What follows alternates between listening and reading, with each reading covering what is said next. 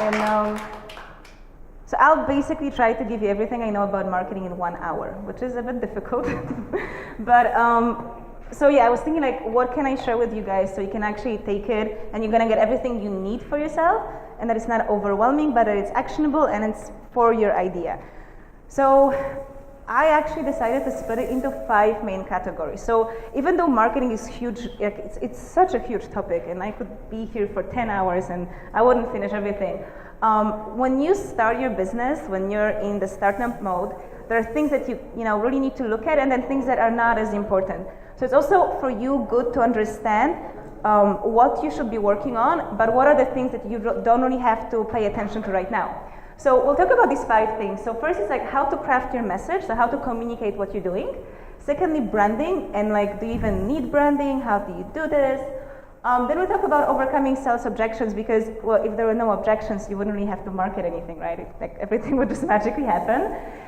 Then I'll show you some psychological concepts, and even though that's actually my expertise and specialty, I'm really hardly trying to limit myself not to take like 2 hours just to talk about this point. And finally, about marketing channels. So my goal is that within the next hour, I want to show you how you can do everything you need to do for marketing for yourself. So it also kind of feel empowered that you don't need to study marketing, you don't need to hire any expert.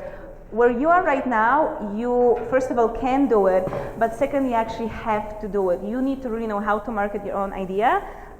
It's one of the things you cannot just outsource, not in this phase. It's quite essential that you guys know certain things, certain concepts, that you can do it yourself, because you are the main ambassador and salesperson for your business. Okay. Oh, and by the way, you'll also see that you can actually do all of this without spending a single dollar. So first, crafting your message. So also, if you look at any businesses, any business that fail, 99% of the reason why they fail is because they don't get this thing right. So it's that essential. Unfortunately, it's also that difficult. That requires that you really dive deep into your product, that you really look at the benefits. What is it that you provide? What is it that makes you different? How can you really stand out and be listened to? Too often, the way we craft the message of what we do, it's like, okay, awesome that you do it, but I really don't care about it, because like, why should I care, right? And you need to stop people. Like we have so many things, right? We do so many things. How can you make sure that whatever somebody is doing, they will stop to listen to you? This is why this is the most important thing. And it does take time to get it right. And even when you get like big companies that have tons of experience in marketing, they will still revise their messaging every now and then. So don't necessarily obsess about getting it right the first time, rather obsess about doing it. So you have to kind of repeat the same exercise so that you get to the point when you're finally happy and you see that it's converting for you. Now, even though it's really difficult and it's very creative, there is kind of a formula that you can use to kind of make it easier for you to get this messaging right. So there's like 3 components you could say to this. So you have your who, your what, and your how. So when you talk, like when you share the message of what you do, you can use all 3 of them, or I'm also going to show you some examples. You can focus on just what, or you can have what and how, or what and who, or all 3 of them, right? But it's kind of like the simplest formula that you can have. So when you talk about the who, it's really your target group, but here you can go in details, like exactly really specifying who the who for you is, or you can just kind of, make it a bit slightly more narrower than everybody. And again, it's really unique to what you do, how you're going to phrase it. When it comes to what, this is something very important, and something that Kyrie actually mentioned in his presentation when he said, if you want to understand your why, you got to ask yourself this why like 5 times, right? And it's the same with the benefits. Usually, if we talk about what is it that you do with your business, if I ask you for your benefits, I'm sure that, is anybody who doesn't know what is the benefit of your business or of your idea? Right? You all know it. However, if I asked you about it, most likely these benefits would be very superficial and would be same benefit as tons of other people in the market will also give. So that doesn't make anybody listen to you because you're not different. So again, with the benefit, right, you have the list of your benefits, but then you want to dig deeper. So ask yourself, okay, what else do I provide? And as a consequence of this, what else do I provide? And this allows you to dig really deep and find some benefits that you probably didn't even know that you can provide. And then finally, your how, which is how do you provide that solution? How do you give this benefit? And again, you want to make sure that this is something that distinguishes you from other people and that adds benefit to your offer. There are many different ways you can approach it. but there are a few tips you need to keep in mind when you write it. So first, that you want to be concrete. Too often you hear messages like, I'm going to take your business to the next level, or I'm going to improve your relationships. But what does it exactly mean, right? It means nothing because it's not concrete. So this is quite easy to stop there. That's why I said you want to go deeper with the benefits. Dig what is it that apart from, making your life better, what else do you give? Second thing is that it needs to make you sound unique. So again, most likely, guys, whatever you're doing, whatever your business is, you're not the only person in the whole world who does it. So you have to understand how is your message going to make you sound different from the other people, right? So this message is the single thing that needs to make somebody choose you rather than your competitors. And it needs to touch on pain points. So like I said about Canva, right? Well, definitely one of the pain points for me is that I don't know how to use Photoshop. I really don't. Everything I've done so far, I design it in Keynote, and I then take a screenshot. So I hacked this totally. So when I discovered Canva, I was like, whoa, this is so awesome, because I don't need to worry about these things, and I can have really nice design that look professional. That was a very strong pain point for me. So because I was in the target group, with this messaging, they really got my attention. So you have to understand your target. What are the pain points? Basically, what makes them stay awake at night? What do they obsess about? What do they worry about? These are the pains, right? And then this is where you want to communicate. So first of all, when it comes to messaging, I wanted to recommend this book. It's called Breakthrough Advertising. It's super detailed, it's complicated, but it will definitely help you understand how to craft your message. This is mostly for advertising, how to build headlines and then the copy for your message, but it's actually a lot of logic there. It's also for you it's good to know. So it will help you craft the main message that you have. Okay, so the second thing is branding. And so actually for this point, it's more about, I really want to share with you more about what you shouldn't care about rather than what you should do. And this is something actually that Kyra in his presentation, he also mentioned. And I'm kind of going to go deep and reassure you that this is actually correct.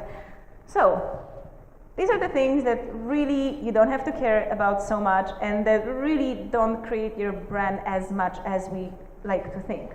So first one, it's colors. It doesn't matter. When you create your branding, you kind of come up with like, this is going to be my color scheme, right? That's my branding. And then people sometimes obsess about always keeping the same colors for the future. It doesn't matter. It really doesn't. You can change the colors as often as you want. Even like Incitement is blue, right? If they change it to green, it wouldn't impact how people perceive them, because unless you become like Coca-Cola, if Coca-Cola changed red to green, that would be a huge thing. But again, that's not what you're doing, right? So why waste time on something that's not going to impact you?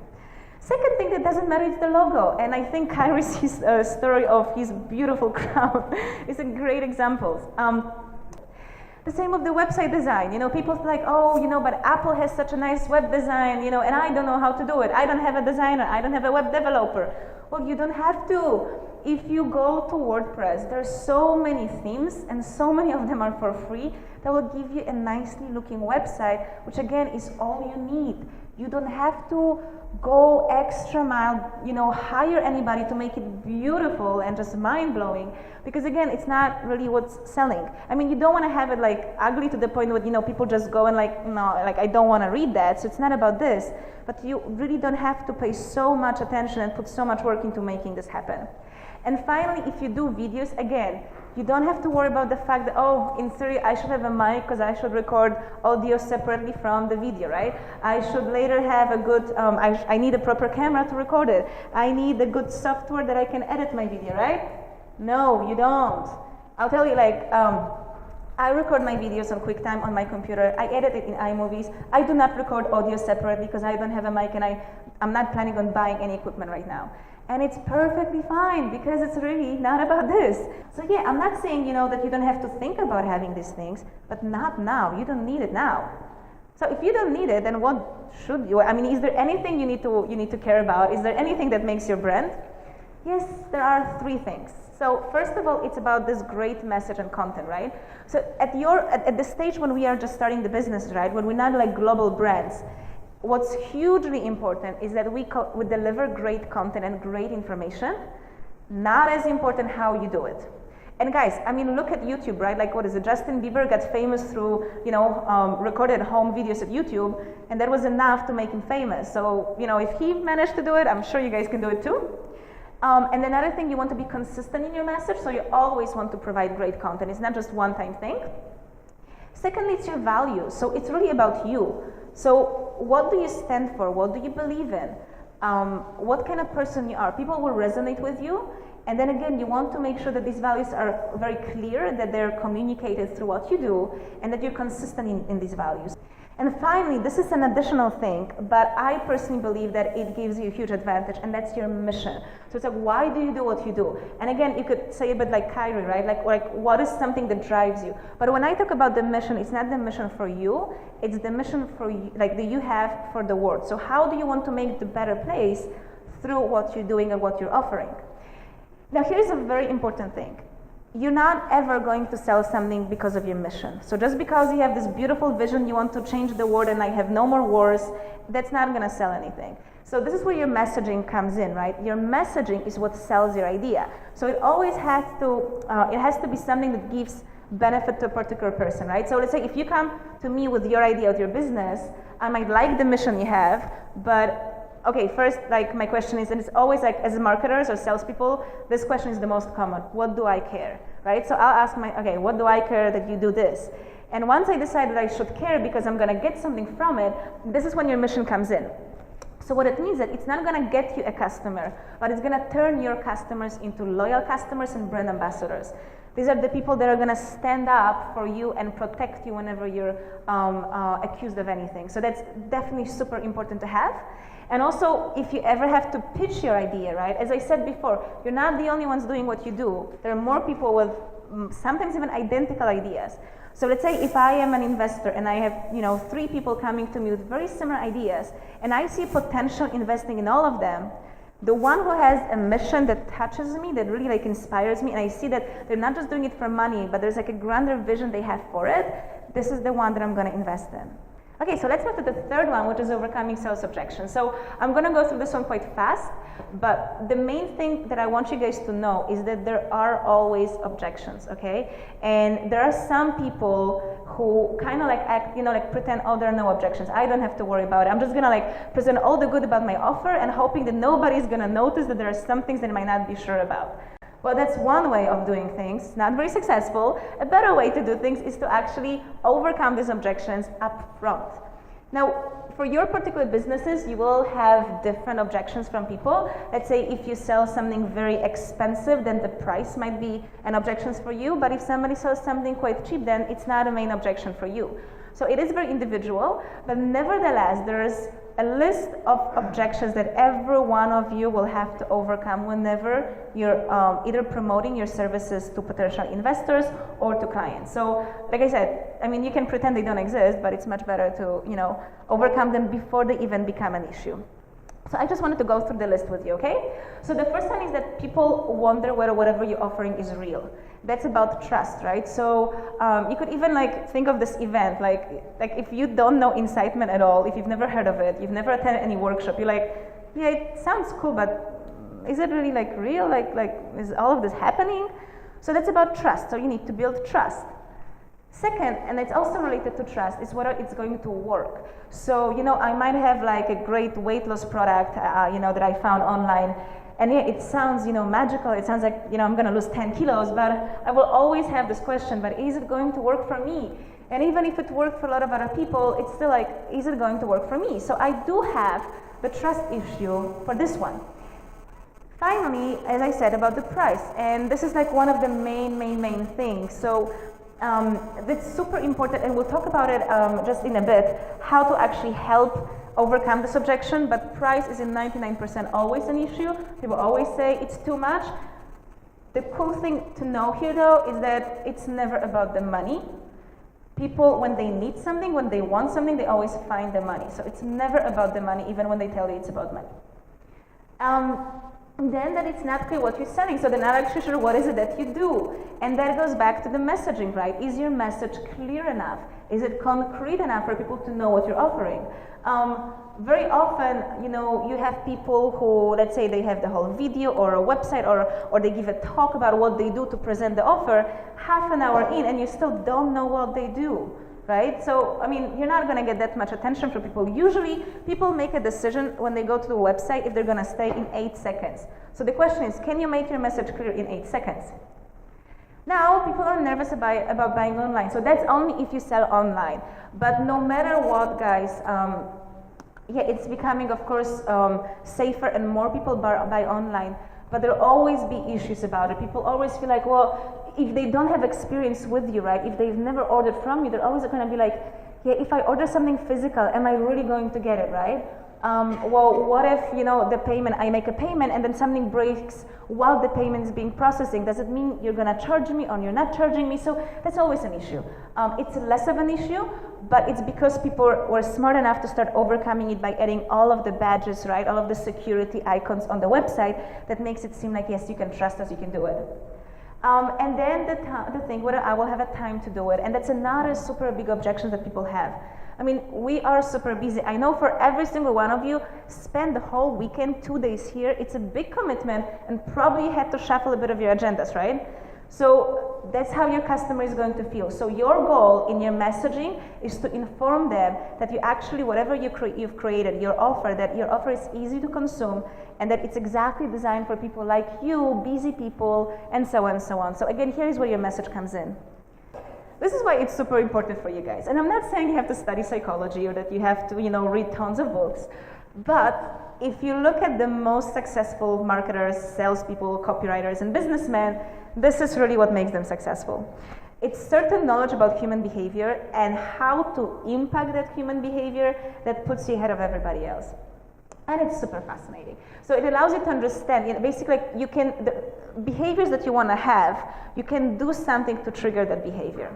Okay, and in your business, like in anything in your life, really everything in your life is about getting certain behavior from another person, right? Even asking somebody for a date, you're expecting to hear yes. And you could use tons of ideas from psychology to get that yes like 90% of the time.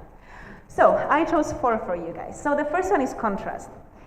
So no matter what, everything that we judge, everything we look at, we are only able to give it a meaning if you compare it to something else. So this is something super important when you talk about the price and when you present your offer. And then again, if you guys see, that's basically with this one idea from psychology can overcome all the objections when it comes to these 2 things. So a very common thing when you talk about prices, right, it's to use this. So let's say if my product is $200, is $200 a lot? Like, does it mean it's expensive or does it mean it's value for money? You won't know unless you compare it to something. And you're going to compare it. In your mind, you're going to think of other products that are similar and how much they cost. And if what comes to your mind are products that are expensive, then this one will seem as value for money. But if what comes to your mind are products that are cheap, then this one will seem expensive. So this is something that happens in everybody. You don't have control over it. Well, but what if you could? What if you could control it, right? If I know you're going to compare it, what if I could decide how you compare it?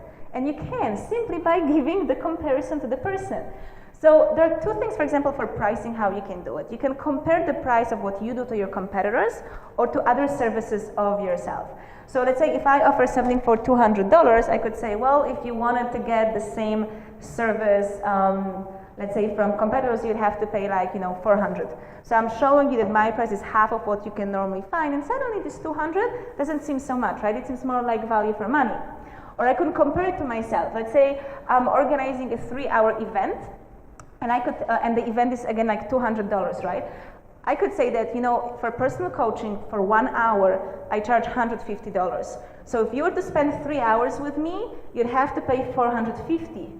But just for this time, you can spend 3 hours with me and pay only $200. So again, you see how I design how you're going to compare the price and how you're going to perceive the price.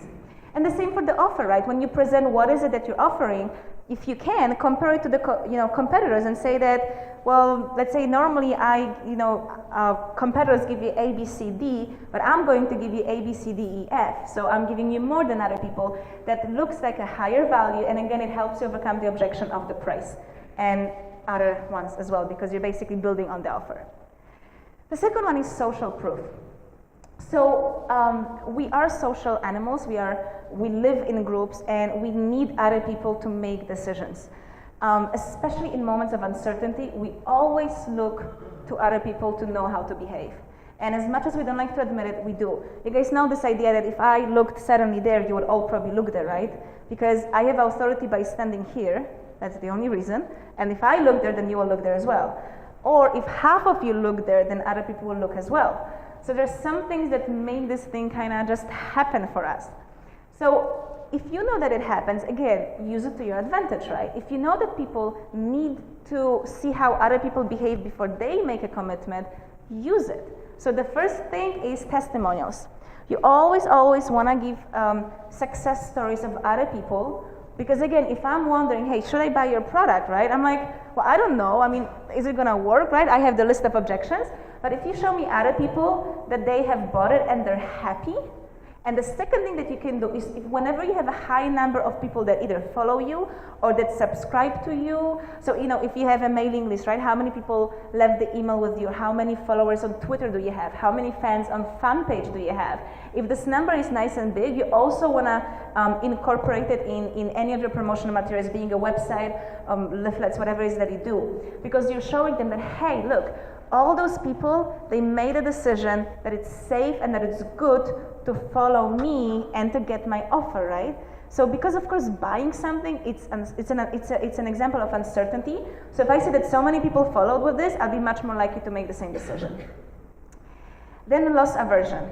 So we hate losing. And even if anybody here loves gambling and is a huge risk taker, you also hate losing like anybody else. So the idea is that if you found, let's say, $100 right now on the floor, sure, you'd be happy, right? But the intensity of the feeling, it's not as strong as how you would feel if you lost $100. So loss is always more painful than gain can be, can make us happy. Now, whenever we have a big aversion towards something, we will actually engage in behavior, like additional behavior and sometimes illogical behavior, just so that that doesn't happen, so we can avoid it. So imagine that, so actually, okay, what's been proven in a lot of research is that people, let's say, if they show no interest for something, the moment you add the possibility of them losing it forever, suddenly they want to do it, or they want to buy it, or they want to experience it, right? So again, definitely use it because it's one of the biggest things when it comes to how we work. So you want to use it by adding scarcity. And you can do it in two ways. Scarcity can be in quantity or in time. That depends a lot on what you do, what kind of business you have. So if you're selling, online courses, you can't really say that, oh, we have only 100 copies, right, available, because that's not true. So you don't want to design a fake scarcity. You really want to design it into your business model. But you can either limit how many pieces you can offer or for how long you can offer, right? So if you're giving a special discount, you can say that this is only valid for 48 hours. Okay, and then finally, that's actually my favorite one. So it's called post-dissonance. So basically, okay, you guys remember the list of different objections, right? So let's say I decide to buy your product because you managed to convince me that all those objections, they're not as big, I don't have to worry about it, I can go ahead and buy it. But after I buy it, you're not there anymore, and I suddenly start thinking like, well, was it a good decision, right? I start questioning whether, was I smart? Was I right that I bought it, or was I stupid? And the worst thing that you can have is somebody thinking that they're wrong, that they're not cool, that they're stupid, because people always want to be, the cool one in the room. So this is something that I see most of companies not taking care of, and it can really cost you a lot. So imagine that somebody bought something from you, and they get into this situation when they're not sure whether they did a good decision, right? And if they decide at this moment that the decision was indeed wrong, and they refund your product, you lost them forever. There's almost nothing you can ever do to get them back because you made them feel stupid. And that's something you really have to pay attention not to do ever. On the contrary, you always want to show people that with your product, they're going to look smart, they're going to be important, they're going to be attractive, help them shine in social environments. So if they conclude otherwise, you lost them forever. But there are some things you can do, and it's super easy to retain them, so do it. So first of all, you want to stay in touch with them after they buy. So especially in the first phase, right after they buy, or whatever it is that you're offering, right? Whether it's a product or an idea, right after they say yes to you, you want to stay in touch and show them that you're available. If you have any questions, right? If you have any doubts, I am here to help you. Again, send them, remind them of all the benefits they're gonna get from using it. You spend so much time building those benefits and using them for the sales, remind them of it. And again with the testimonials, right? You used testimonials before to overcome objections, to use the social proof, do it again now. And some, for example, imagine you bought a car and like 2 weeks after buying a new car, there's something that's not working in this car. Well, you're panicking because you just spent so much money, right?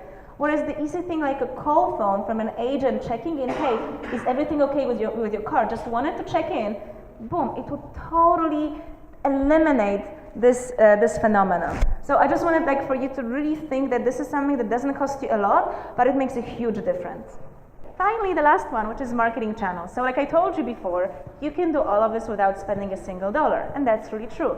Because right now there's so many different platforms that we have where you can do it.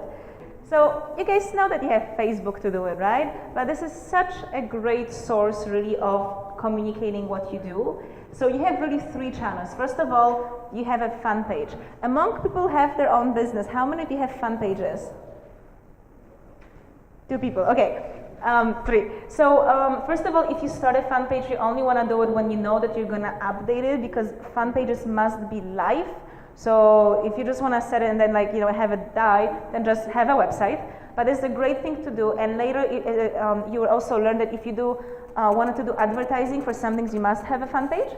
Second thing is groups, right? Just search for the groups that are around the topic that you do, and just post information there. And there are some groups, of course, that are more active than others. There are some groups where if you post something, an admin needs to approve your post before it goes into the group. But as long as you align it to what the group is about, you should not have problems with it. So it's all for free. And finally, your personal profile. I mean, guys, you probably all have over 1,000 friends on Facebook, right? How many pages have 1,000 fans? So you get this for free. You can use that. There are other social media. If you do anything that you want to use visualize for example, the baskets that we had, since they're pretty, right, as she said, use Pinterest and Instagram. You have other Quora, you have all the blogs and the forums, and again, you just go there and you post your information for free.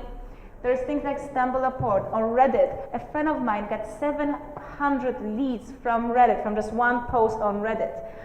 There's Twitter, Google+, LinkedIn. Whenever I do a post, I always promote it on all those platforms. And it doesn't cost me much, it's just a bit of time, but I'm getting tons of traffic from them. Another thing is JVs and affiliates. So basically, if you have an idea and you don't have money to promote it, find partners who can do it for you. Now, traditionally, it's in digital marketing, you email for each other, it's 50% commission, but it's not just this, if you don't have a list, if you cannot do the same for them, there's other things you can always offer, right? You have your expertise, you have your knowledge that you can share, and you have your connections that you could also share. There's always something you can give, and it doesn't have to be money if you don't have the money. And then events, are there any events around you where you could take a stage, talk, and at some events you cannot promote your offers, but it's okay because you're always promoting yourself and your content, and then people will come and talk to you.